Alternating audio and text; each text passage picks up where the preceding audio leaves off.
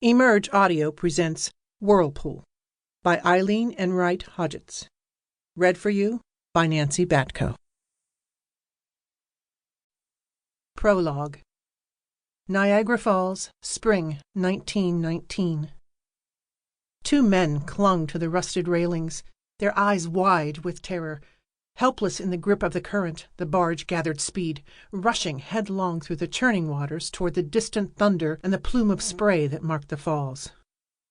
The tow rope had parted suddenly with a pistol-like crack that reverberated through the cold spring sunshine and sent the men on the decks diving for cover. There were only two men on the barge, and at first no one expressed any fear for their lives. The tugboat was far upstream from the falls, chugging steadily towards the busy port of Buffalo, with the rest of the tow of gravel barges. The wayward barge would ground itself long before it reached the point of no return. On board the tugboat, the crew waved derisively at their stranded crewmates. But it was spring, and the Niagara River was in full torrent, fed by the melting pack ice of Lake Erie.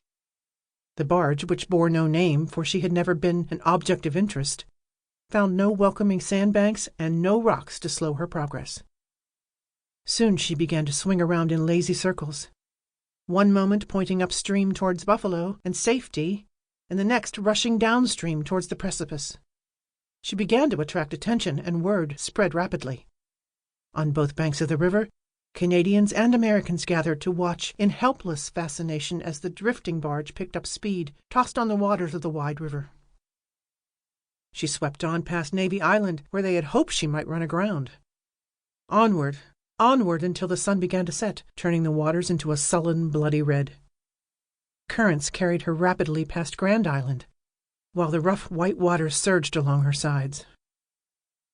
On board the barge, Dan O'Reilly and Fred Baker, hardened sailors who had survived the perils of the Great War, clung to the rusted deck plates and prayed to the God of their childhood for rescue. Above the rushing of the waters, they could hear the awesome sound they so dreaded. The evening air was filled with the booming thunder of the falls. Just a few hundred yards downstream, the waters of Lake Erie hurled themselves over a horseshoe-shaped precipice and fell almost 200 feet onto the rocks below. Lights blossomed along the shoreline, holding off the darkness. These were not rescuers, for how was rescue possible? They were sightseers, rushing to watch the ultimate spectacle.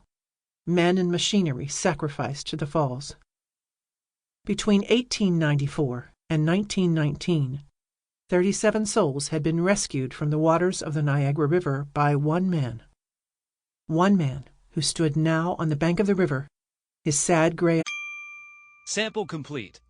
Ready to continue?